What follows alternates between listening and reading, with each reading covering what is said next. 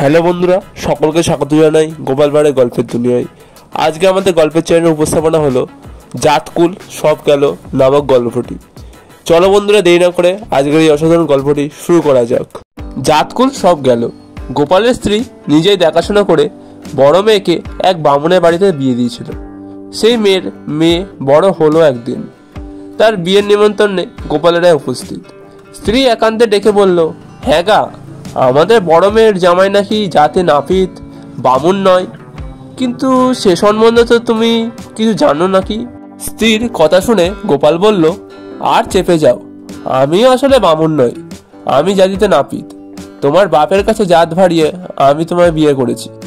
তুমি জাতকুল হারালেও আমি মোটেই জাতকুল হারাইনি। জাতকুল আবার কি? ধন মানেই সব। যার ধন আছে সে সমাজের গণ্যমান্য ব্যক্তি। অতএব এর জন্য তোমার ভাবনা চিন্তা করার কিছুই নেই।